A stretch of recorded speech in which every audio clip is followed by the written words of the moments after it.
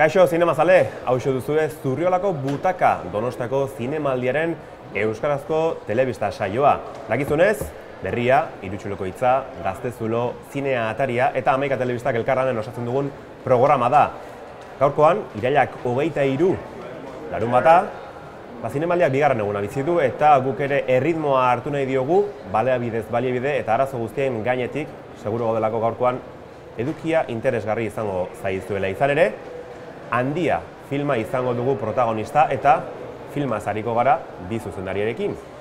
Aitor Arregi eta Jon Garaño dira zuzendariak, laster izango ditugu gurekin, eta luze zabal hitz egin nahi dugu zerrelakoa izan den bere prozesua, eta noski, estreinatzen dela eta badakigulako oso urduri daudela. Bestalde, beste kontu batzuk ere izango ditugu. Miren Manias, zinema ikertzailea gurekin izango da, askotariko gaiez hitz egiteko, ikerketa nahiko interesgarri egin du euskarazko zinemaren inguruan, baina Eskozian ibili da, denbora luzea, handabil lanean, eta horretaz eta bestelakoetaz hitz egingo dugu berarekin. Eta, gaurkoan bai izango dugu, kritikarien solasaldia dagoeneko martxa hartu diotelako aste luze honi, eta gurekin izango dira Amaia Gartzia blogaria eta Mikel Zumeta zinea atari digitaleko kritikaria. Hori dena beraz gaurkoan, eta hoberena dugunez, has gaitezen zine maratoiarekin.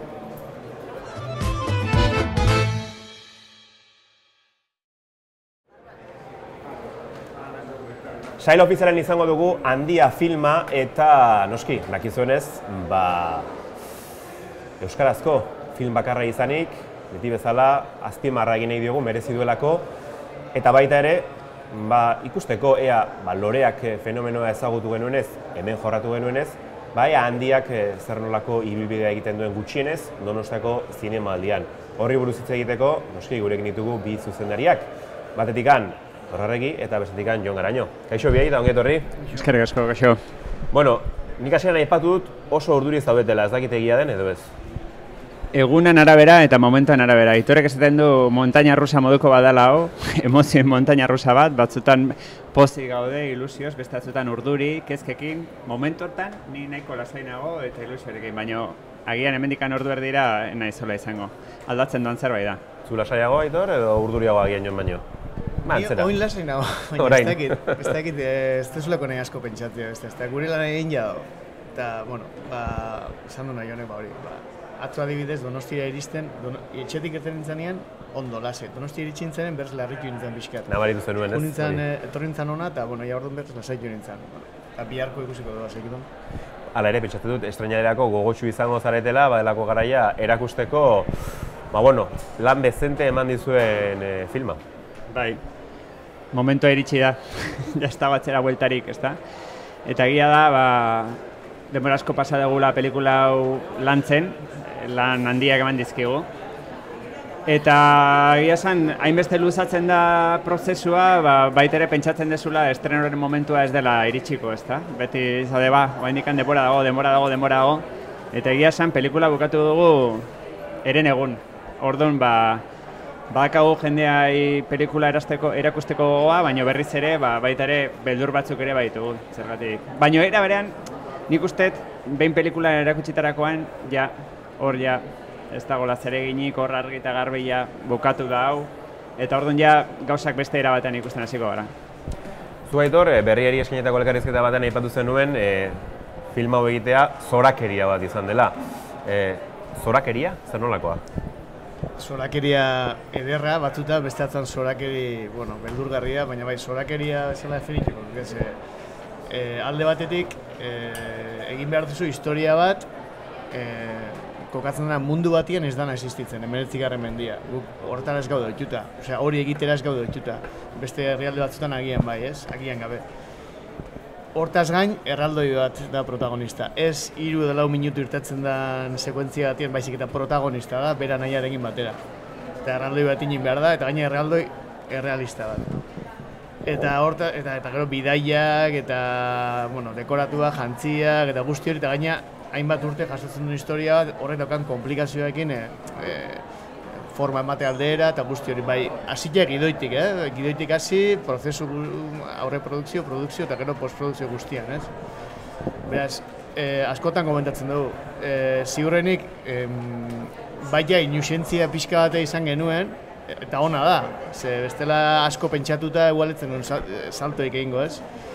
Baina, bueno, aldi berien bagenekien zertan ari gina sartzen gutxi gora bera. Zaldiak adibidez, eta ontsa tortzei burura, zaldien asuntua, zaldiek uste dituzu pelikula batzutan, eta, bueno, ematen du aktore bat gehiago gala, ez? Zenbat aldiz ikusi ditugun, ez dakit, westernetan eta ez da, ez bat, 100 zaldiak gian, bat, konturatzen zagero rodajien, zaldiekin zabiltzanean, zelako komplikatuan. Hori, guk hemen ez daukagu haindik esperientzia, nik bentzatez, esperientzia hori jakiteko ze komplikatua zen, adibidez, diligentzia bat, bide batien bueltea ematia, eta berriz nahi zenun lekura joatia beste toma bat egiteko. Gauza guztiek, hilen dute hau izatia zorakeria. Zorakeria bat. Uztuekin jarretu baino, ideia berez, zeren prozesua, jakina da, hasi horretikan, urte askoko lana dagoelako atzean, komeni da argitzere ideia zeinena izan zen, ez? Zeren, altzoko erraldoiaren, historia hori izan ezakegu gure imaginarioan, errealista delako, baina noski ideia auki behar da hori zinemaren emateko norena izan zen? Egia esan, erantzunak truko daka, edo, esplikatengo dut. Nik, betidanik, aspaldidanik, Moriartyn behin eta berriz komentatzen nun nahi nula Altzoko Handiaren inguruan pelikula bat egin. Eta hau da, txikitan San Telmo museora junginalako ikastolarekin, eta niri hori buruan gelditu zitzaidan, ez da? Gauza horiek ikustea, zapatak, aulki erraldoi hori, grabatu hori, bastakit oso personaje misteriotxua irudituko zitzaidan, eta gero zine egiten hasi nintzanean, baita ere pentsatuko nun, zinematografikoa ere bazala, ezta? Eta urtero hauei komentatzen nien, nahi nula pelikula bat egin horren inguruan, eta ja, kasi gag bat bihurtu zen, ezta? Gurek, ideia guetatzen ditugu, batipat urtean behin, eta brainstorming bat egiten dugu, urtean zehar pentsatzen dituzu idoiak, eta gero, maiatzaldera edo egiten dugu lako bileratxo bat, eta nik urtero bilera hortan Altzoko Handiaren inguruan pelikula bat egin nahi nula esaten nuen. Eta, behin, pixkat hobeto prestatu nun, nire aurkezpena, hauen aurrean, eta aukera bat eman ziaten zerbait idazteko. Saiatu zerbait idazten, tratamendu bat edo, eta ikusiko dugu. Eta nik uste, entrevista batean edo esan dut, loreaken hasi ginela, baina gero konturatu naiz lehenago zela, ordu nik uste, el metodo Arrietaren produkzioan ginela edo, eta ez nun ezer idatzen. Baina kasualitatez, gurekin batera pelikula asko egin dituzten irusoinekoei iritsi zitzaien Altzoko Handiaren inguruan gidoi bat. Gidoi hori Andoni de Carlosek idatzizun, gidoia ja idatzita, ehun horriko dokumento bat. Ez neria bezala, 10 horri zirela. Eta, Andoniren asmoa zen animaziozko film bat egitea umeentzat. Ez zakan zer ikusirik gurearekin, baina personaje berdina zen eta gauza interesanteak ikusten genituen animaziozko gidoi hortan, ezta?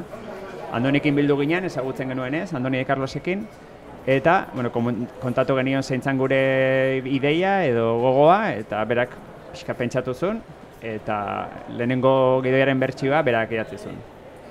Hortik aurrera, askotzez bertsio gehiago egon dira, ez dugu esango zenbat, lotxatu egiten gara. Eta gutxi gora bera lauen artean, edo? Eta, azkenean, Aitor Arregi nik eta baita ere Jose Mari Goenak, Andoni Carlosekin batera. Orduan, lauen artean idatzetako gidoi bat izan da. Berez, gidoiari hainbat buelta emango zenizkioten, prozesua berari ere bai. Ez dakit, bazarete oso zaleak historio bat adilkatzerako orduan, aipatu duzu bersio asko egin zen dituzela. Erresa izan da, ez da filma ez dugun kontatuko, baina erresa izan da azkenean pixka bat gidoiz gidoi, eman dituzun urratxoi horiekin emaitza zinemara eramatea. Komplikazio asko egon dira. Ez da erresa izan, guk gidoia, gure editoreak Loganek esaten dago, ez da, gidoia ez da amaitzen filmatzen duzunean, edizioan gidoiaren beste bertsioa dator eta beste bat, ez da. Guk ere hola ulertzen dugu prozesu guzti hau, eta batu ezkero hasierako papereko bertsioak eta gero edizioko bertsioa, angozian ez dakit zenbat bertsio, ez dakit pila bat. Orduan, prozesua zentzu horretan eta, komplikatu izan da, ze askotan inbiar duzuna da, gauza batzuk renuntzia, alde batea utzi, ikustezununa, funtzionatezuna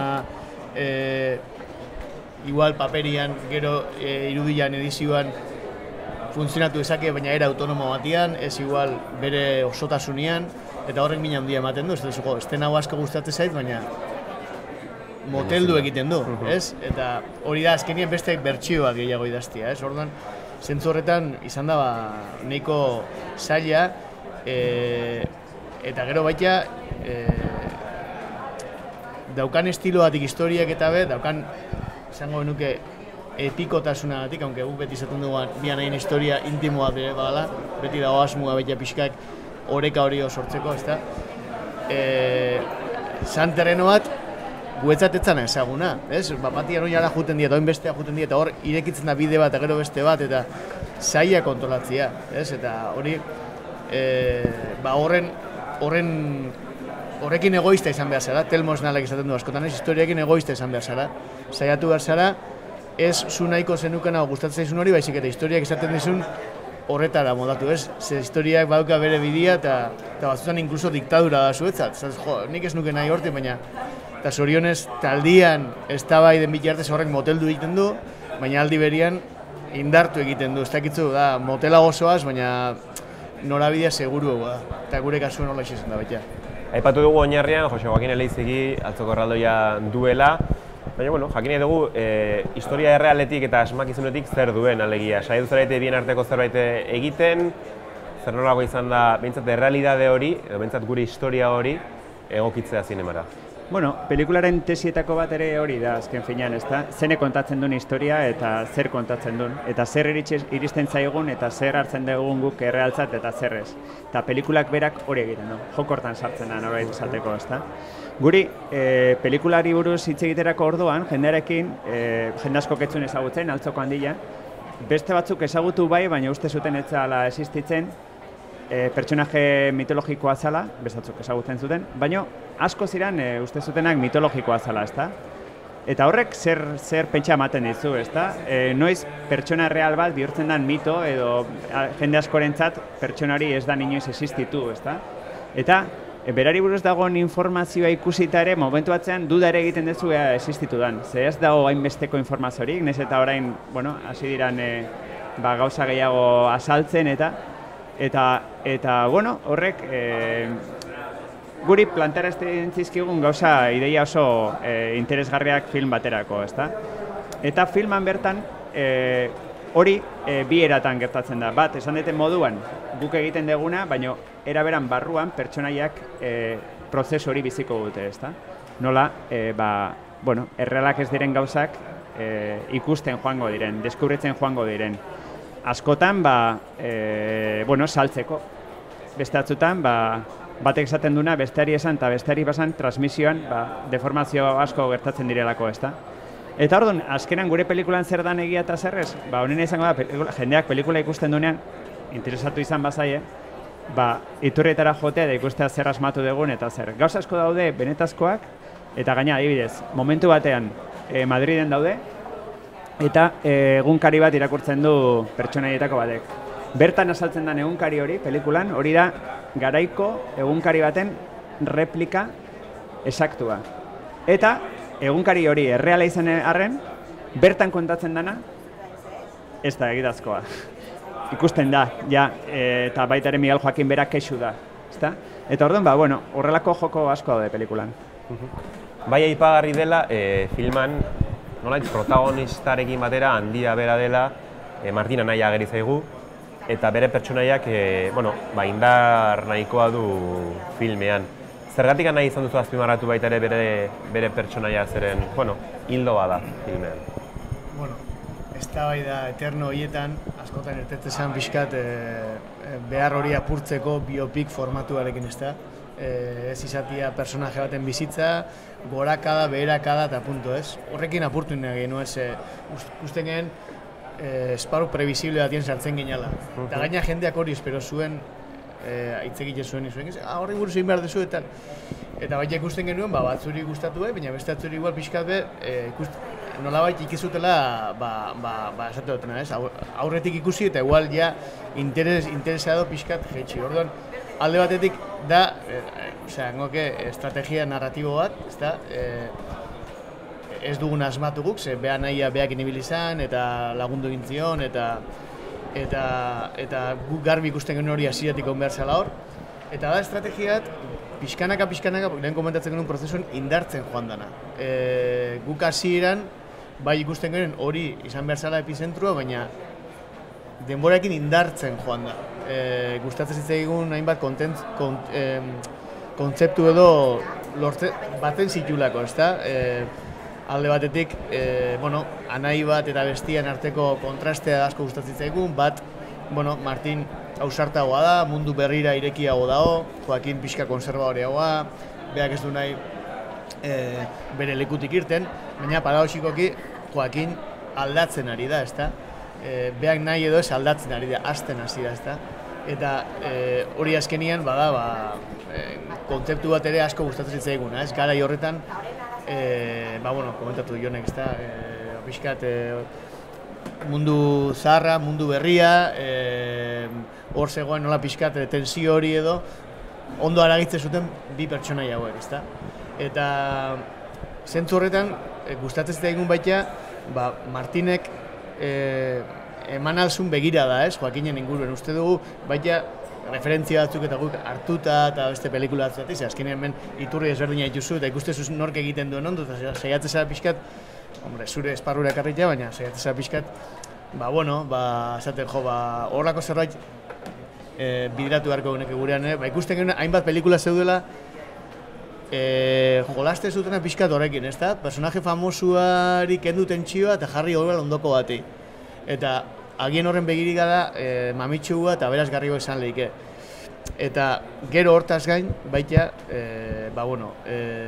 Martinen begira da mitoaren kontzeptuan, Jonek esaten da transformazioa, deformazioa guzti hori, Martinen begiradak askoz gehiago laguntzen digu, esango eke Joakinen erraldoiaren zeatik, Martinen berek asko gehiago laguntzen digu realidade hori nolabait ikusten, ezta? Eta, hori da, beste hainbat kontzeptu batik, usten genuen, realidadeak horra eraman zigun baita. Ikusten genuen Martin izan behar zela Joakinen beste ifrentzua da, ezta beste aldian. Guztuzu aipatu duzu eta oso interesgarria iruditzen zait mundu zaharraren eta mundu berrian arteko talka hori, ez? Jakina dela, gogoan hartu erdugula ze garaitan dagoen egokitua filma, Euskal Baserria ageri zaigu, gerrak duen eragina ageri zaigu, eta baita ere mundu berriarako bide hori ere ageri da, ez? Kontraste hori jorratu alizatea eta ondo islatzea nolakoa izan zen, buelta asko eman zen izkioten, zeren hori bai da kontzeptu bat oso indartsua filmean. Bai, hori da zerbait baitere deskubritzen joan ginena, ezta? Konturatu ginen, Miguel Joaquin Eleize gain famatua izateko beharrezkoa zela mundu berri bat. Hau da, mundu bat, non derrepentean jendeak negozioak ikusten ditu, baserri giroa alde batera utzi eta azten dira beste begi batzuekin mundua ikusten, menpekotasunetik batzuk atera nahian, iraultza frantsesan hasten dena, eta batik bat 19. mendean estanda egiten duena. Eta, karo, gure kasuan, gure historiaren kasuan, hor daude bi faktore, batetik baserriaren aldaketaren hasiera, nolabait esateko, eta bestetik, eta batik bat, gerra karlistak. Ez da, gerra karlistak azkenean dira bi korriente horien, bi mutur horien arteko tirabiren emaitza, ez da. Euskal Herrian gertatu zirenak, baina baita ere beste hainbat lekutan, ez da. Eta, karo, guretzako oso gizarte interesgarria zen, dramatikoki ere joko asko eman zezakelako, ez da. Bat da guri interesatzea, baina baita ere erabilgarria izatea pelikularako, ez da. Pertsonaiei beste izara bat ematen die, beste pentsamendu bat, kokatzen ditu leku eta garai batean. Baina, guretzako gaur egun asko hitz egiten ari gea, edo asko entzuten da, aldaketa momentuak bizitzen ari garela. Batik bat Brexit azala, Trump, Frantzian, hainbat herritan aldaketak gertatzen ari dira, eta hau dana aldatzen ari da, ezta? Eta nolabait, badu oihartzuna gure pelikulan ez eta 19. mendean izan, badu gai hartzuna gaurko gizartean, edo hori pentsatu nahi izan dugu. Iraganetik gatozela, ez? Iraganetik gatozela, bai. Zalantzari gabe. Pertsonaietan sakonduko dugu orain, zeren badira bi nagusi, aipatu dugun Martin batetik, Joseba Usabiaga aktorearekin, eta bestetik erraldoia bera, Joakin Eneko Sagardoirekin. Biek islatzen duten lana, bi aktoren lana bera ere, bi pertsonaiena, nola deskribatuko zenukete zeren, zuk aipatu duzu bi aldeak direla ere bai, ez? Eta baita ere lotzen dituzuen mundu zaharra eta mundu berriarekin. Nolakoa izan da bi aktorekin lan egitea eta gorpuztea bi pertsonaia erreal horiek, hainbat balorerekin bakoitzak. Hor fase ezberdina daude, ez da alde batetik paperean edo eman pixkat aipatzen ari garen balore eta ez dakit, azpitestu hori edo, ez? Tramaz gain, eman igual pixkat bakoitzak representatzen duena eta bakoitzak egin dezaken ekarpena, ez da. Hortaz gain baita ikusten genuen izan behar zela persona haragizkuak, ez da? Gertukoak nolabait edo ulerkorrak, ez? Pixkat bere miseriatxoekin, bere, ez dakit, handitasunekin aldi berian. Beraz, izan behar zen baita erlazio psikologiko bat, ez? Eta hor, uste nahiko eroso sentitzen garela. Aurreko pelikulatan Jonek eta Josemarik Indiako Loreak, Larogeik, inditugun dokumentaletan da, bai jo dugu hortik asko, ez da? Pilimat bilatzera, psikologia karga hori edo gotea hor, ez da? Ulertzea personajia, eta gainien egotia, eta behaik eramaten dutelako historia, ez? Eta gero, behaikin lan egitea izan da gauza bat, intensoa eta ederra aldi berian, usteot biak dana eman dutela, ez bakarrik behaiek, baita Inigo Aranburuk, Arzadunen egiten duenak, Aia Krusek eta Ramon Agirrek, bakoitzak ekarpen gure ustez nabarmen egite dute historiai. Eta izan zen prozesu bat, intensoa, azkenien erlazio psikologiko batek hori eskatzen dulako, ja fizikoaren eta, Enekok sakontzen du gehiago horretan, ez da, baina noski izan zela kriston jipoia Eneko bat entzat, ez da, erraldoiaren sorkuntza hori eta ana. Baina oso lasein geunden ikusten genulako, kontrolatzen zuela eta izalatan emuten, ez da.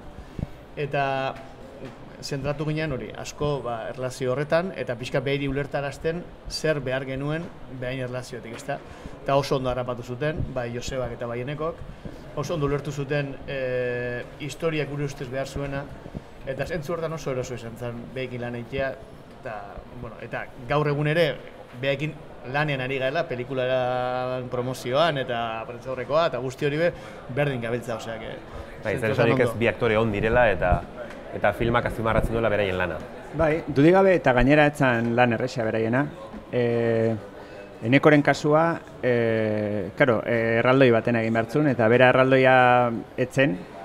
Orduan, egia da guk truko batzuk erabili ditugula hori irudikatzeko, baina hori baino askotzez importanteagoa da aktoreak ematen diona personajeari. Azkenean mugitzeko era bat, begiratzeko era bat, jakina, Enekok ere bai ditu, itxura fisiko badauka, guretzako importante izan dana, ezta?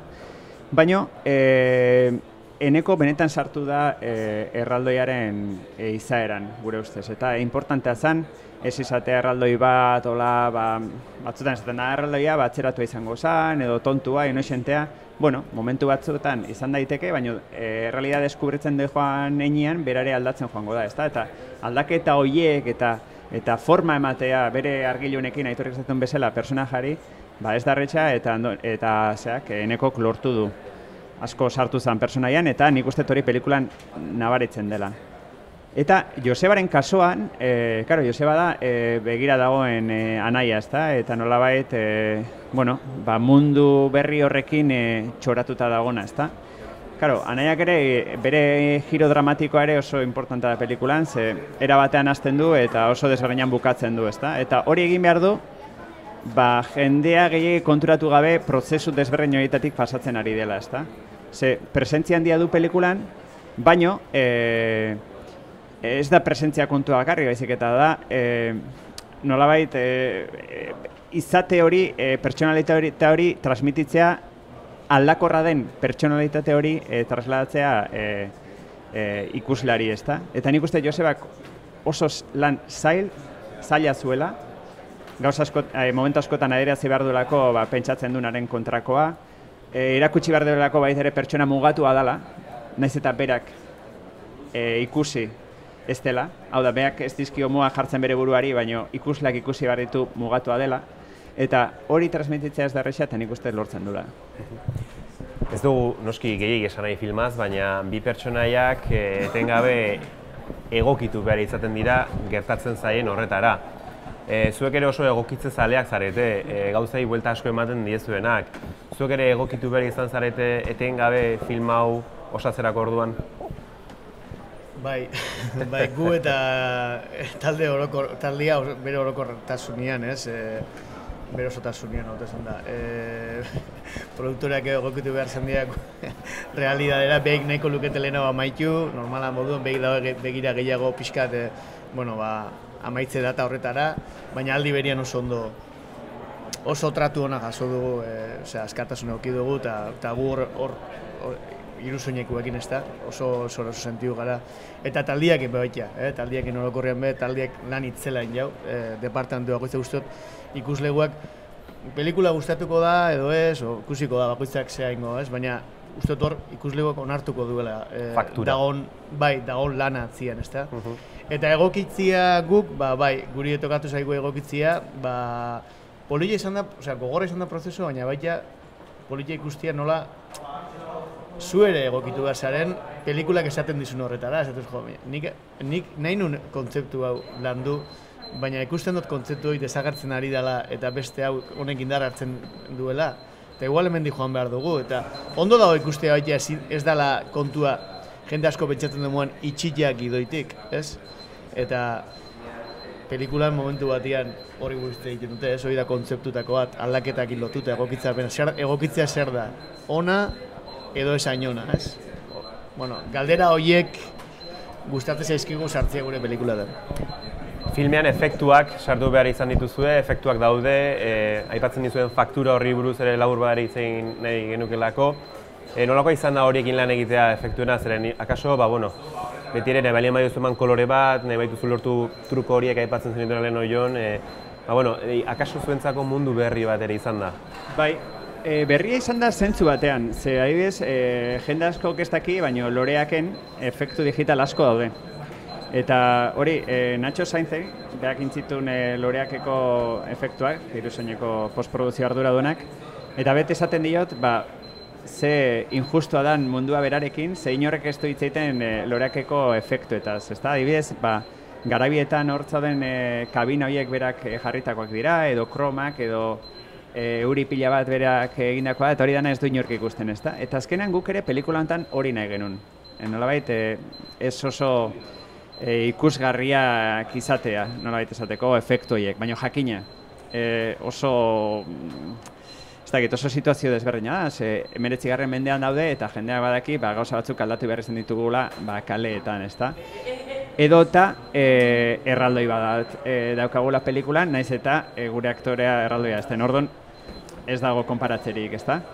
Baina hor, gogoratzen naiz hasieran hor dudatan gabiltzanean nola gauzak egin, eta ez, efektuetako ardura honak bi gauza esan zizkigun. Bat esan zen, zailtasun handiak zituela pelikulak, gauza bada, 2 minututan egitea, 2 minututan azaltzea erraldoi bat, edo pelikula guztian azaltzea, hori ja zailtasun handi bat zala, eta horre esan zion, hausartak zarete, holako zerbait esan zuen. Eta beste gauza esan zuen izan zen, saiatu alik eta gutxien pentsatzen efektuetan. Hortarako ere gu gaude. Gero hori ez da betetzen, baina lasaitzen zaite, ze esatezu, guazen pelikula teitera eta gero ikusiko nola ingo ditugun gauza guztia hauek, ezta? Eta hori horrela izan da ere, lasatzen zaitula prozesuan, behin filmatzen zaudenean, egunero azterketa pasatzen egongo bagina bezala sentitzen genuen erraldoiarekin batipat.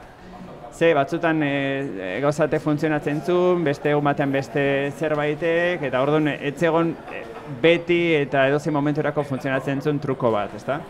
Orduan, uste egun honean gutxi gorara kontrolatuta genula, azken aurreko egunean, hor Inglaterrako, Kosmorama izeneko areto batean egon behar du gure Joakinek, eta hor plan orokor bat egiten dugu, eta ez du funtzionatzen guk uste genuena, eta uste genuena baina gutxiago kontrolatzen dugu. 8 aste pasa ditu gorratzen eta bendikan ez dugu kontrolatzen. Orduan horrela izan da pixkat. Azpimarratzeko datua da, euskarazko filme garestiena dela handia. Arduratzekoa da edo iritsi behar zuen? Iritsi behar zuen ikuste dut, ezta? Azkenengo, 10-12 urtietan eta ate bat ireki zuenetik haupatxe bestek, hemen hainbat pelikula egin dira eta egiten nahi dira, eta ustak geroz eta oparo gala esango genuke, eta pelikulen profilak ere desberdinak dira elkarrekiko, eta hori oso ondo dago, eta pelikula garestiena edo ere egon beharko zan, ezta? Eta igual etorriko ebendik urte pare bat beste bat, oendik zeekin duena. Gu beti izaten dugu, pixkat beste behin, Telmo ematen du behala gure maixua eta izan da egin batian gauza batutan, ezta? Telmo nalak izaten duna. Beha bilizan, kasu honetan zuzendai laguntzaile gure filmaketan, eta beha izaten zuen. Eske pelikula hau, zuek izango zuen nahi desuna, garestia, hau oso merkia da. Nahi desuna kontatzeko diru gutxi daukagu.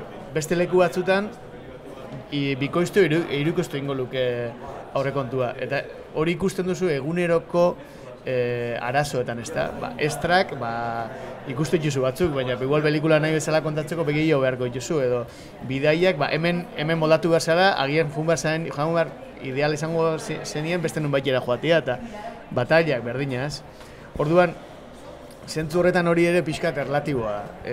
Bai da egia, ordea, euskarazko pelikula batek gaur egun lortu dezaken finantziazio topea lortzen duela. Ate guztiak jota, ate guztiak jasota, loreakei esker, hein handi batian, loreakek asko lagundu digu konparazio kontu hori eta hor dago beti, ez da, baina jende asko galetzen dugu, presioa, presioa hor dago, baina handia hein edo beste batin, guztiz desberdina, loreakekin konparatuko zen normala moduan, orduan, presioa hor dago, baina loreakei eskerrak eman behar digu, lehen irekitzen entzien atiak, edo gutxixiago irekitzen zianak, oin ireki dialako pelikula nintzat.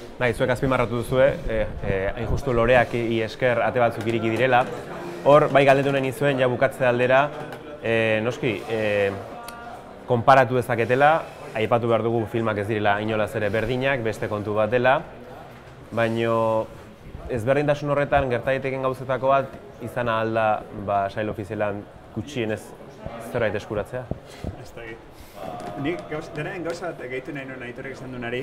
Hein handi batean baitere pelikula egin ahal izan dela, baitere batetik jakina produktorek ate guztia jo eta diru iturri importanteak lortu izan dituztelako, baina baitere talde teknikoak zuena baino gehiago mandulako. Ez da implikazio handia izan dute eta oso importantea da hori guretzako eta oso eskertuta gaude. Jendeak oso berea sentitu du pelikula eta batzutan gustatuko litzaieke beste 3 pertsonekin lan bat egitea eta bakar bat egin du eta horrelako gauzak eta hori ere aipatzekoa dela nolabait zentzu baten pelikulare finantziatu dutela, nahiz eta oso presupuesto handikoa izan, ezta? Eta loreakei buruz, guk atzo esaten nun beste elkarrizketa batean, niri esaten badiate, loreak bezala, atako dela handia zinemalditik, oantxe firmatuko nuke. Ez zuen inongo saririk jaso, baino publikoaren arreta jaso zuen, gero nahiko jende juntzan zine areto komertzialetara pelikula ikustera, horren ondoren Goya serietan egontzan, Euskarretako kontu hori, eta nik uste oso ibilbide polita egin zula. Orduan handiak hori egiten badu, ez legoke gaizki. Baino egia da oso pelikula desberdinak direla. Eta orduan oso litekena da bide desberdinak egitea.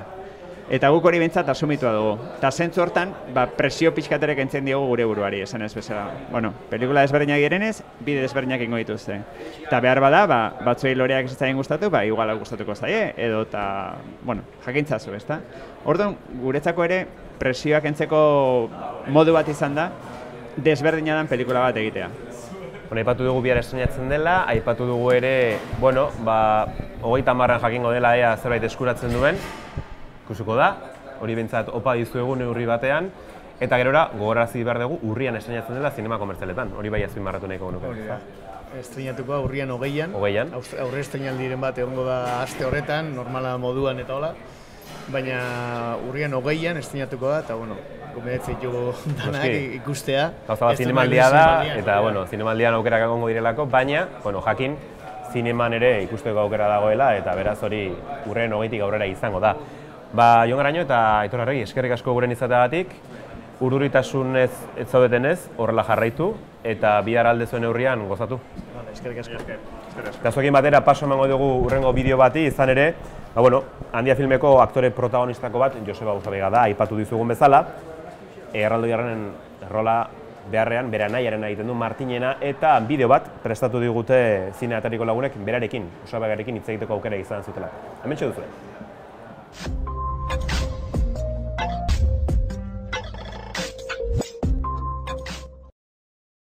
Hola, egunon. Joseba Usabiaga naiz, aktorea. Handia izeneko pelikulan parte hartu dut, eta Altzoko erraldoiaren, anaiaren papera egiten dudan aktorea naiz. Egia esan, casting prozesua nahiko konpleju eta luzea izan zen. Azaro erdin hasi eta errege egunen bukatu genuen. Eta pentsa, nik hasieran, lau casting izan ziren, lau proba ezberdin, aurreneko hiruetan Altzoko erraldoia papera egin nuen. Eta hori egin nuen behin, eta berriz, eta azkeneko castingean esan ziaten Altzoko erraldoiain, baina anaian paperak hori emango izugu eskaleta bat, eta intzazure bai. Eta azkeneko castingeen bai Altzoko erraldoia, eta bai anaiana enekorekin. Eta azkenen handik astebetea Jonek dituzian, esanez azkenen anaiaren emango ziatela. Eta ze esan haien bat, usteet errege egunen izan zela. Opari polita, bai. Aitorrek eta Jon Garañok ja loreakeko sortzaiek ja ditzen baizue, horrek ja berme badauke egingo duzuna ondo landutan guala eta gauza txukuna izango ala. Nik enun aurretik gidoiek irakurri osoa, baizik eta kastinetan eta prestatzen genituen eskaleta eta separata horiek bai, ikusi nituen, Aitorrek eta Jonek esplikate zizuen, bi pertsonajek pixkat nolakoa ziren, baina hor esateue nik aurrenak gidoia irakurri bat eta baiezkoa esan ez hemen netzan horrela izan. Aitorrek eta Jonek berme bat ematen ziaten eta baiezkoa esan nun eta gero irakurri nun gidoia. Hombre, rodaje garaia oraindik oso gogoan dauket, orain dela urte eta zeo zer amaitu genuen, aurreneko grabaketa prozesu handia, ze gero otsaien berriro elurreta joan gara, baina prozesu handi nahiaz izan zen, eta memori onauketelako izangoa, baina uste egunero guatzen naizela zer egin genuen, zer grabatu genuen, ze herritan ibili ginen, eta ze tur egin genuen, zirko bat hartu bezala, eta egunero kamioiak hartu eta toki ezberdinetan grabatzen genuen. Prozesu hortan asko ez da disfrutatzen, ze goizeko 7 jikitezea eta goiko 9 etxea joan, ez ez ezer egiten, rodajetik kanpo ez ez ezer egiten, oso intensoa da, eta gainean ni eta eneko egunero geundenez, esan nahiko prozesu gogorra izan zen, baina oso gogoan daukaz zer egin genuen 2 hilabete hoitan zehar. Eta niretzat gogorrena izan zen, erritmori mantentzea egun baten 14 ordu eta hurrengo honen 6 ordu balo egin eta kotxe hartu eta Baiona joan eta han beste 14 ordu etxea bueltatu hurrengo honen berriro Baionara joateko. Eta niretzat gogorrena izan zen, hoi ondo mantentzea. Aitor eta Jon hortan ere bai oso zorrotza dira eta hilabete onginen egunero haiekin grabatzen, eszena preparatzen, haiek aurretik ere ideia batzuk eman zizkiguten, pelikula batzuk ikusi arazi zizkiguten, pertsonajen batzuk ideiak hartzeko, eta gero batipat haiekin ensaiotan, hilabete onginen, egunero ensaiatzen, eta haiek esate zizuten, gutxi gora bera, haiek pertsonajea nola ikuste zuten, eta gero zuk emate zenion igual zurea den zerbait, eta haiek onartu egiten zuten. Baina, hilabeteko prozesua izan zen hori. Egia da, bai aurrekoan igual Barbara Goenagakin banegoelako eta foko gehienak behar eman zituen, eta ni guztua, eta gausuntan berdin handia izenburua eneko da handia eta foko gehienak, elkarrizketak eta dena beak ematitu. Eta ni guztua, nahi alde horretatik ez ezkit asko gustatzen fokok eta beti nahiago izan dut bigarren plano baten gehatu. Gero egia da ikustezula eta etzela hain sekundarioa eta nahiko printzipala zehala eta igual denboraren poderioz eta jendeak pelikula ikusi ala, gero eta elkarrizketak gehiago ikuitutela. Nik aurreko pelikulan irune eta esan niene bialtzeko link bat etxen ikusteko eta etxen ikusi nun. Nik uste etxetik kanpo ez etela ikusi jenden aurren ez aurreko pelikula eta pelikula bezet ikusiko jendekin.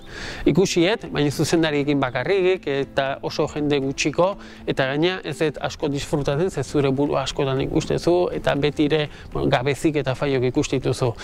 Ez dut uste jenden aurren ikusikoetenik, hau handia inoiz, baino etxen eta asko ikusikoeten pelikula izangoan ikuste pikadero aurreko pelikula 50 aldiz baino ikusitela, eszena guztik ondo dakizkit nola dan eta handia imaginatzen naiz denborarekin askotan eta askotan ikusikoetela, baina etxean.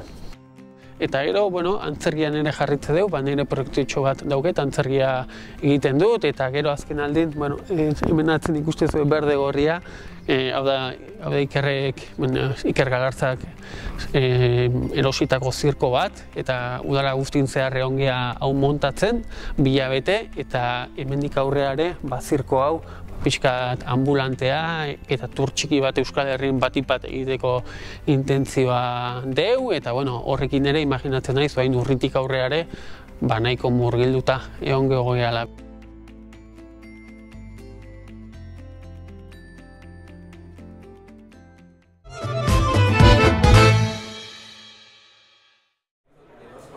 Zinema egiten duten gonbidatuak izaten ditugu normalean Zurriolako Butaka saioan, baina bestelakoak ere, zeren zinemaren arira ikertzen aritzen direnak badaudelako, eta horietako bat bisitari moduan dugu gaurkoan. Ez da berria gure programan, baina Eskozian darama denbora, han ere bere lanketak egiten, ikerketak egiten, eta bere garaian ere euskarazko zinemari ere ikerketa luze zabal bat eskaini zion, eta gaurkoan gurekin dugu berriz ere Miren Manies. Kaixo eta ongi etorri? Eskerrik asko, kaixo. Azteko da behin, labur bada ere atzo, okerez banago, jada sartu zinen zinemaldiaren zurrunbiloan eta kongresu txiki batean izan zinen, ezta? Bai, horre Euskal Herriko Unibertsitateko ikusentzunezko komunikazioko eta publizitateko departamentuak antolatu dau aurten Small Cinemas izeneko kongresua.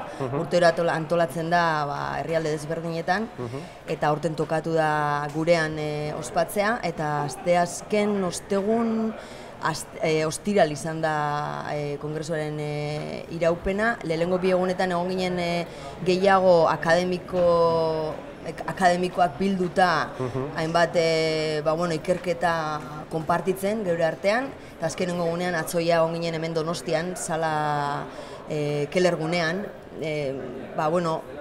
small cinemas edo zinema txikien gaineko eztabaida zabaltzeko publikora, eta hor egon zian 3 pertsona, 3 aditu mailan, eta gero zabaldu genuen eztabaida audientziari horren inguruan eztabaidatzeko. Eta hori izan da apur bat inotena azkenengo egun hauetan. Eta hona izan da betzat elkartruke hori, ezta? Balio izan zaitu da. Bai, izan da oso aberazgarria, ze gainera hori ezagutze dituzu kasu ezberdinak, herrialde ezberdinetako zinema txiki hoien oztopoak, zeintzuk diran, eta gero oztopo horiei aurre egiteko zer neurri hartze dituzten ere bai, hainbat herrialdek, eta zuk hortik ere ikasten dozulako, eta gero horrek ere emateizu aukera zurean egiten ari zarena konpartitzeko edo erakusteko, zen ni ziur nau haiek ere gure kasutik ikasi badutelako.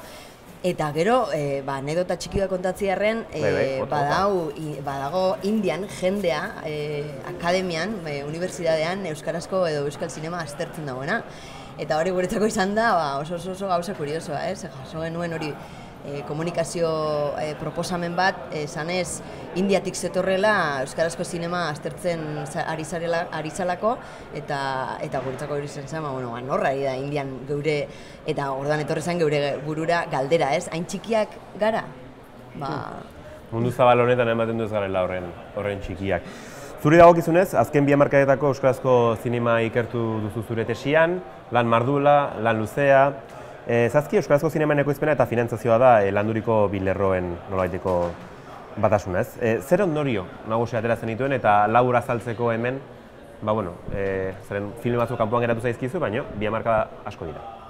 Bai, nik hortik ondorioztatu nuena izan zen, aztertutako epealdi baten errealitatearen zati bat, ez? Aztertu nituen 2005-2012 urte bitarteko euskarazko fikziozko film luzeak, ez guztiak, batzuk ez zutelako nahi izan neure ikerketan parte hartu. Eta hor ikusi nuen, hain zuzen behar bada ez zegoela loraldirik, euskal zinemaren loraldirik, ez eta egonkortzerik ere. Nik defendatu nuen tesia 2015ean eta bakarrik ikusi nuen 2000 hamarkadatik aurrera ETBk eta Eusko Jaurlaritzak martxan jarritako hainbat neurri eta hitzarmenen emaitzaren isla. Hau da, horregatik etorri zirela gero pelikula horiek, ez? Ze geure azkenengo euskarazko pelikula 2005 baino lehen, izan zen 1989 urtean, Kearteko egunak, Antxonen Zeizarena, alegia 16 urte lehenago, eta orduan, esaten duzu, 2005an etortzen da Aupa etxe beste, hortik aurrera baditugu gutxienez urtean euskarazko fikziozko 2 film, eta esaten duzu, hau zergati da. Aztertzen zara, jartzen zara ikertzen, aztertzen, eta ikusten duzu, badala hain zuzen Eusko Jaurlaritzak eta ETBk jarri zituztelako martxan, hainbat politika, babesteko eta bultzatzeko hain zuzen euskal zinema, eta bereziki jarri zitzaion arreta euskarazko zinemari. Horregatik etorri da gero, etorri dana. Loreak ikusi dugu lehen aldiz, zinemaldian lehiatzea egoteaz gain, Atlantikoa zeharkatzen, Oskarretaraino iritsi izan, hori da euskarazko zinemaren egonkortzea, ez dakit. Guztiz garbi dauena da behintzat aldi berri bat bizitzen gabitzala. Kualitatiboki eta kuantitatiboki.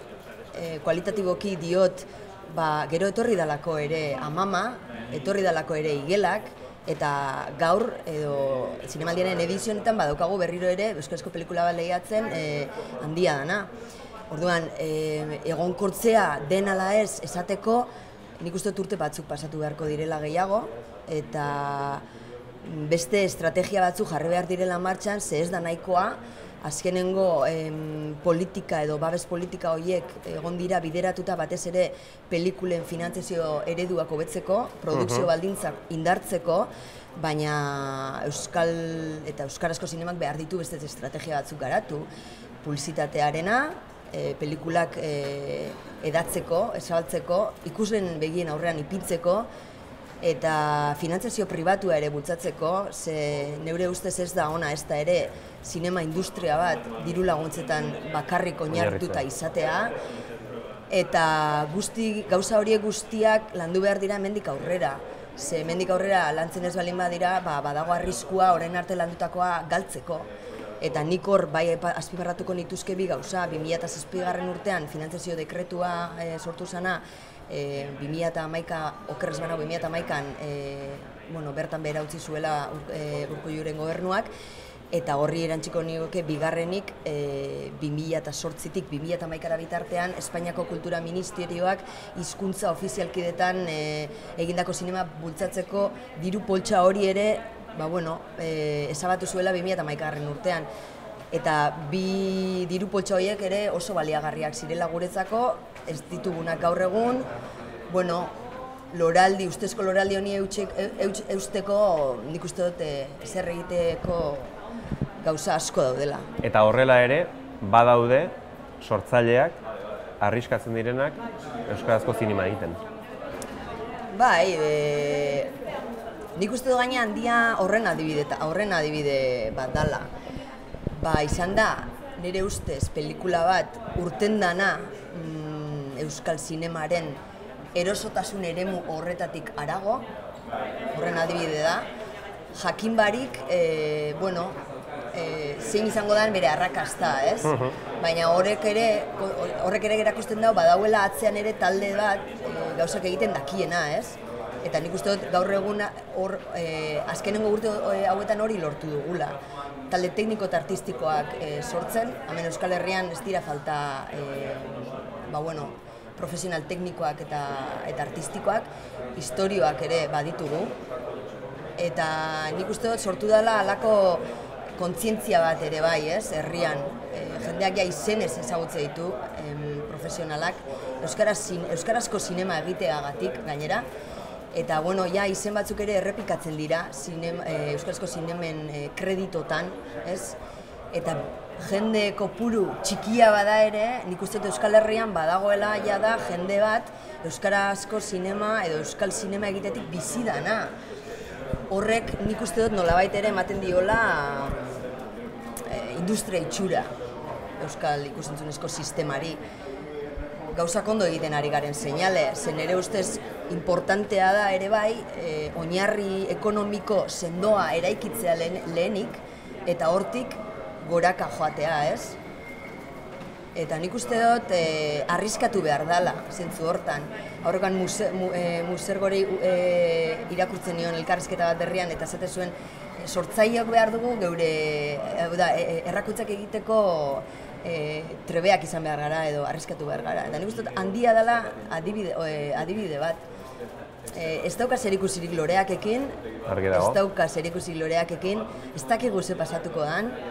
Jakingo dugu datorren astean. Trailerra, kriston itxura ona dauka, eta hori, nik esango nuke badala euskarazko zinemaren erosotasun eremutik irten den adibide bat, edo irteteko gai izan den adibide bat. Dena dela aipatu duzu, bereziki zinemagintzak sustapen politika indartsuak gaur egun euskarazkoa bereziki ez dituela horren beste, hala ere behar ditu eta landu behar da bide horretan, ez eta zuk aipatu bezala handiak egokitu eta beste bide batzuk aurkitu behar izan dituen? Behar dan bultzatu esaten duzu? Bai.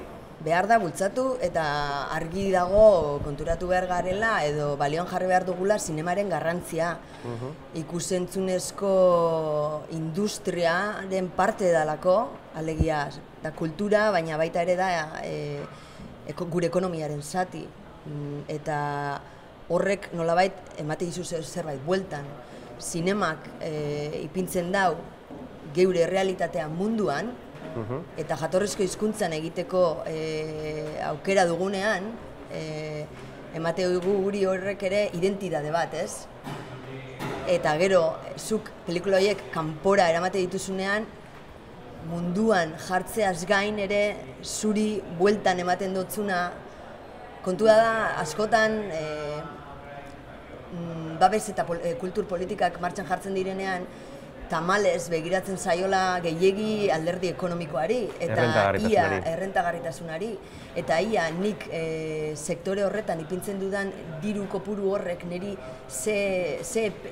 zenbateko epean itzuliko dian niri zerbait edo aurre ikusten dudan hori. Baina kulturak itzulpena epe luzera dakar. Orduan ez da ikusi behar dirua ipintzea bezala bakarrik, ikusi behar da inbertsio gisa. Ze bada hori ekonomiaren zati, baina baita ere kulturaren zati. Ikusiko dugu zure mezua iristen den iritsi behar den lekura. Bukatzeko, aipatu dugu Eskozian zabiltzala, bestelako ikerketetan?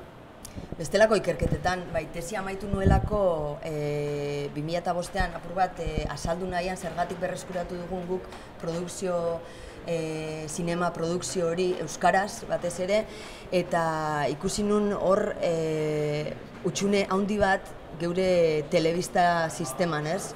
Telebista sistema publikoan, ze gure euskal telebista publikoak badauka funtzio bat, ikusentzunezko sistema indartzeaz gain, ze giltzarri izan da gure ikusentzunezko produkzioan haien parte hartza, haien diru laguntza ere, bestela gure pelikulak ez lirateke egingo, baina hizkuntza normalkuntzarako tresna ere bada, eta momentu honetan euskarazko eskaintzari dagokionean badu ETBek zer hobetu.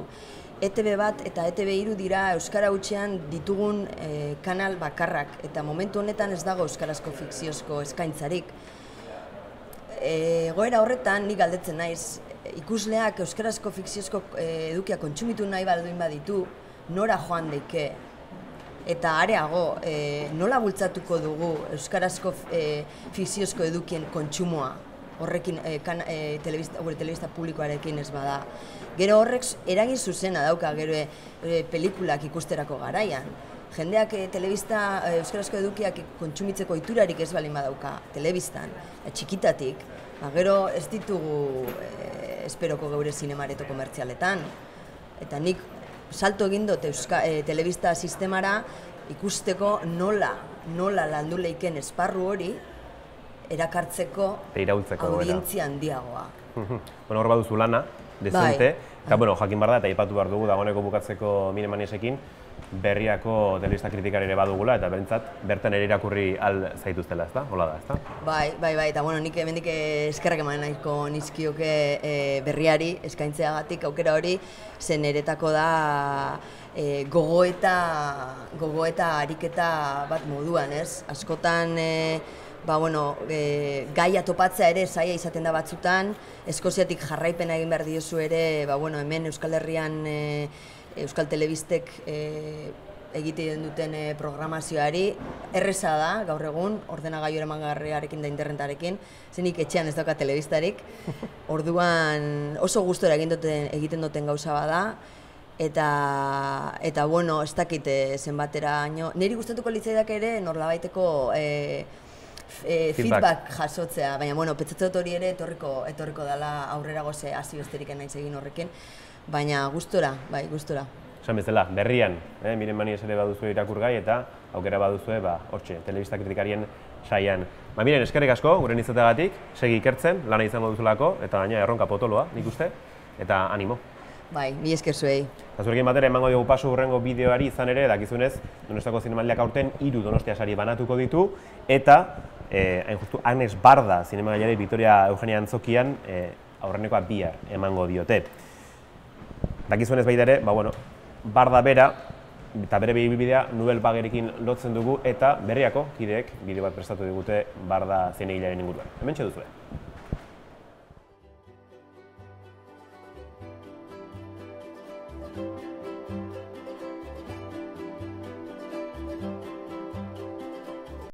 Agnes Barda 1928 urtean jaio zen, Brusela ondoko Ixelles herrian, Flandrian. Bigarren Mundu Gerraren eraginez, familiarekin Frantziako hegoaldera joan zen bizitzera 1940 urtean. Seten herrian eta Parisen igaro zuen nerabezaroa eta gaztetatik bizi da Frantziako hiriburuan. 1948an argazkilari bihurtu zen Barda eta ondoren antzerkian aritu zen Teatre National Popularen. 1950ko hamarkadan, bidaietan ezagutatako pertsonaien erretratuekin aurreneko erakusketak jarri zituen. Zinema munduan prestakuntza gutxirekin murgildu zen, Cine Tamariz taldea sortu eta La Pinte Courte filma ekoitzi zuen 1955ean. Los Angeles hirian hainbat urte egin zituen bestetik, eta han filmatu zituen Lions, Love and Lies, Black Panthers, Moors eta dokumentur lanak. Nouvelle Vagueko zinemagile, haren ibilbidean film esanguratsuenetako batzuk dira Cléo de Saint-Cassette, Le Bonheur, Jacot de Nantes, eta Le Glaner eta La Glanez. 2008an, Les Plages d'Agnes autorretratu film poetiko egin zuen eta dokumental honenaren César saria jaso zuen. 2010an, Agnes de Sidela Barda proiektuari ekin zion, hainbat herrialdetako artista garaikiderekin elkarlanean. Bere azkeneko filma Visage Village da. Aurten, Cannesko zinema jaialdian aurkeztu zuen lehiaketaz kanpo eta Donostiako zinemaldian ikusteko aukera izango da. Gero eta esparru gehiagotan ari dira aitortzen Bardaren ibilbidearen garrantzia. Azaroan adibidez, Hollywoodeko Akademiak Oscar sari berezia emango dio haren ibilbide osoaren aitorpen gisa.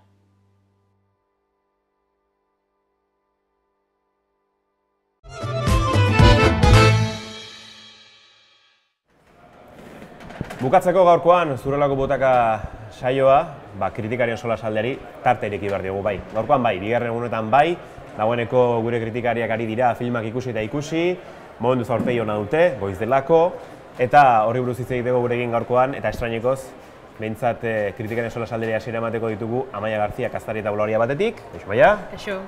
Eta bestetikan, estrainekoz bera bai, Mikel Zumeta, zineatari digitalerako, kritikari moduan ariko dena, kaixo Mikel? Eta etorri.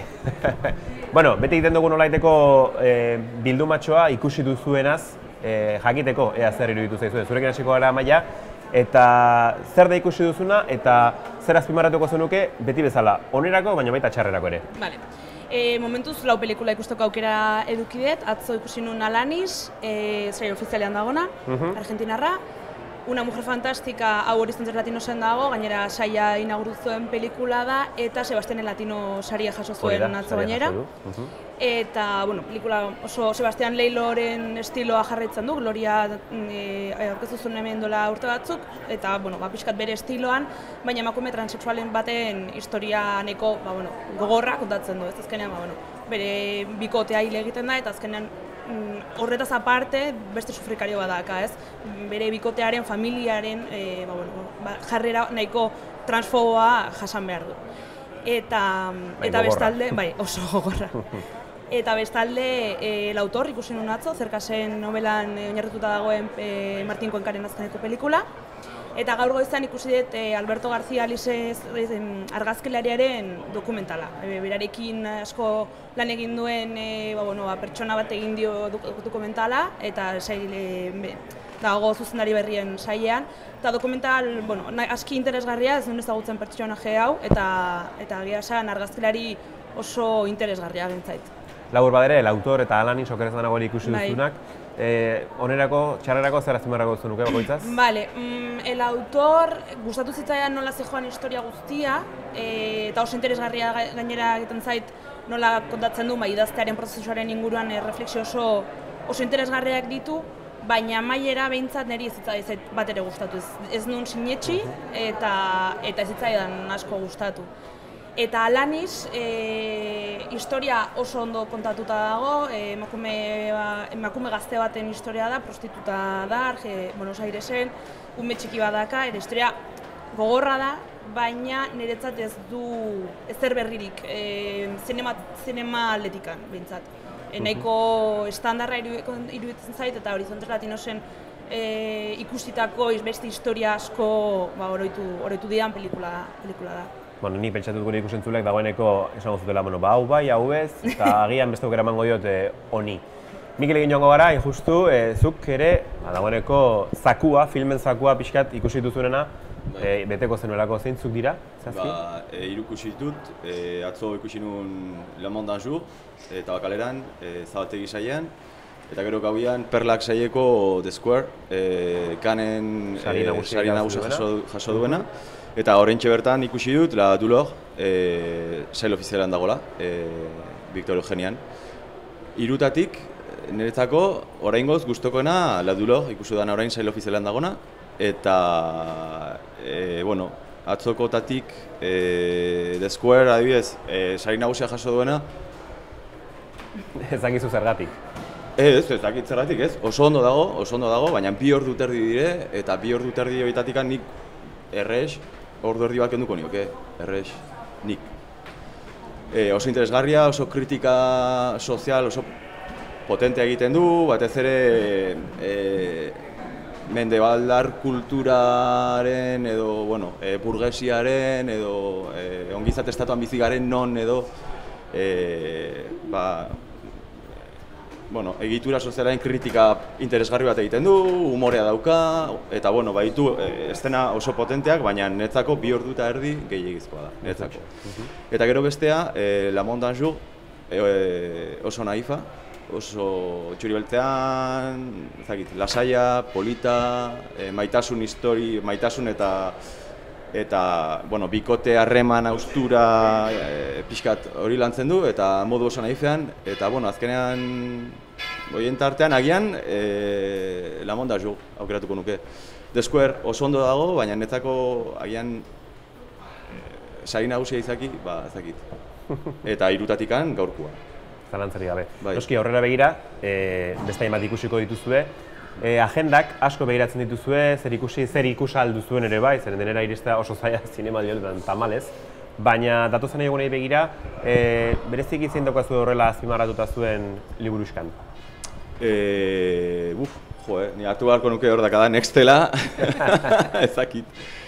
Perletakoak beti ondo daude, niri adibidez kimuakekoak ikusi nahi ditut. Lamurrak? Bai, gero Zinemiran non ikusi nahiko nuke, Converso adibidez ere bai ikusi nahi dut. Eta gero, sail ofizialean apuntatuta ditu dana, baina eske olako gaiak ere bai, zein aukeratu zu, ez dakit. Orain bertan... Gaiztoa izatea tokatzen zaidalako da. Momentuz behintzat, ikusiko duzu zer ekartzen duen ekarri behar duenak, eta... Ez baldin badakate Estela aurrean, ez dakit. Ondo dago. Amaiak Estela eduki gabe, behintzat guran badaukan esatea, niko ni nahi diot begiratua bota, eta ea zer esaten Nik ez dut Estelik egin, baina badauzkat batzuk azpimarratuak. Gaur handia ikusi nahi dut, nik uste askok ikusi nahi dugun pelikula dela. Eta gero ikusi nahi dut The Disaster Artist, gogo asko dakat pelikula hau ikusteko. Gainera, pelikula hau doa The Room pelikularen inguruan, eta justo aurreko igandean Tabakaleran jarri zuten eta ikusteko aukera eduki nuen. Pelikula oso txarra da, The Room. Orduan, honen inguruko pelikula bat da The Disaster Artist, James Francoren azkeneko lana.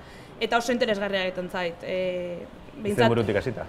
Bai, izenburutikan, gainera Toronton oso kritika honak jaso ditu. Orduan ikuste pelikula hau oso ondo gongo dela. Eta bestalde, Perletan markatutak ditudan beste zein batzuk, baina ikusi nahi dut, ezakit oso ondo esaten da frantsesez, 120 pulsaciones por minuto. Dala Sidaren inguruan egin zen mugimendu oso potentea Frantzian, batez ere Parisen, eta oso pitxura horrek ere bai. Zuk handia ikusteko gero izango zu, zuk ere, pentsatzen dut? Bai, izazpitan, orain hasi da egiten eta atorri zaizkit burura... Guztiak. Bai, hau ikusi nahi dut, 120... Bai, frantsesa zena. Bai, 120 pultsazioena edo ikusi nahi dut, handia zazpitan ikusiko dut, Disaster Artist ere apuntatua dakat. Eta gero, Perletan ere, Aronofskiren azkenekoa dago, gero, Haneken ere bai dago, badaude... Bai, harribitxi batzuk badaude ikusteko zinemazale denarentzat. Hori da. Bukatzeko, handiaz, zer espero duzu? Ez duzu ikusi, beraz? Ea zer impresio? Trampa txiki badakatze, Enekoren laguna naiz, elkarrekin gaude beste proiektu batean, eta zerbait badakizu. Zerbait badakit.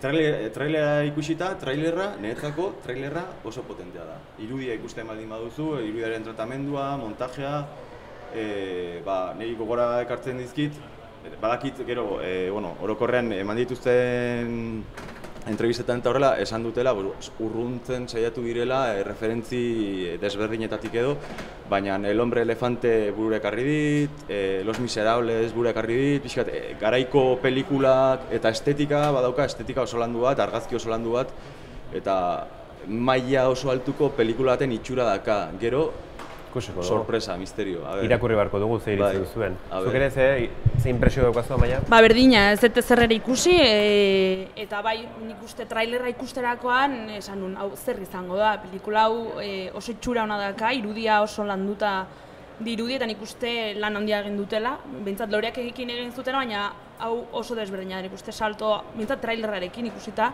salto handi bat eman dutela dirudi, behintzat. Irakurriko zaituztegu, ea zer iruditzen zaizuen, zeren dakizuenez, zinemaldiaren eskainiko dute eta bihar dat estrainaldia, baina prentsako pasa gaur arratsaldean, eta datozen egunetan hainbat kritika irakurriko dituzue, kasu honetan Amaia Garziarenak eta baita Mikel Zumetarenak, biei eskerrak gaurkoan hemen izateagatik, eta zuekin batera agurtuko dugu gaurko saioa, zeren atzo dagoeneko aurreratu genizuen saioa amaieran, argiak itzali aurrez, trailer bat eskainiko dizuegulako, eta zerrena edo zeinena, handia filma izango dugu lehian sail ofizialean, eta hor badira beste hainbat filme interesgarriak ere badirenak, eta lehiakidek handiarenak. Gaurkoan, El Autor izenekoaren txanda dugu, Manuel Martín Cuenca zuzendariarena, eta film honen irudiekin utziko zaituztegu. Besterik gabe, bihar ez dugu saiorik izango, baina bai astelenean, orduan zuekin ere bat egitea espero dugu, gaurkoan eskerrik asko horregoteagatik, Eta esan bezala astelehenean bueltan izango gara Zuriolako Butaka saioan. Izan ondo, aio!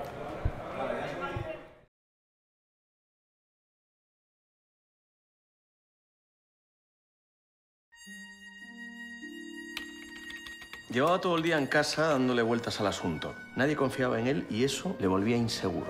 Pero James sabía que tenía que lograr lo que se había propuesto y que más tarde o más temprano lo conseguiría. De ello dependía su futuro y el de Rob. Vale, está bien.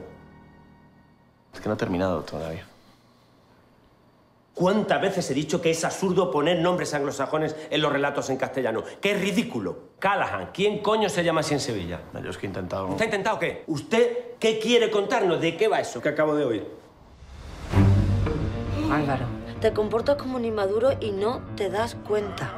Si no tienes talento para escribir, no escribas. Usted no cree que tenga talento, ¿no? Álvaro, lo que yo pienso no tiene ninguna importancia. Vivir, mirar y escuchar. Disculpe, llevo mucha prisa, es que me gustaría enseñarle algo. O sea, una novela sobre un edificio. Bueno, sobre personajes. Quería preguntarle por los vecinos. Le gusta un poquito cotilla, ¿no, don Álvaro? No. Tiene un montón de dinero. Se lo habrá ganado. Cobrando una pensión de lujo por militar franquista. Mientras tanto, tú te quedas en el paro y puede que vuestros hijos no tengan que comer mañana. Sí van a tener. ¿Y cuál es el plan? Bueno, pues pensaba dejar vivir a los personajes. ¡Nada! No digas que no hice nada, ¿ok? Yo quiero escribir literatura de verdad. Dame una escena. Dame una puta escena, por favor. Es que yo no he visto en 3 años una línea de algo que ha pasado. Cuénteme usted cómo se hace una paja. Cuénteme usted cómo me odia. Yo creía que ibas a llegar hasta el final. No tienes huevos para ser escritor. ¡Su puta madre! ¿Dónde estás?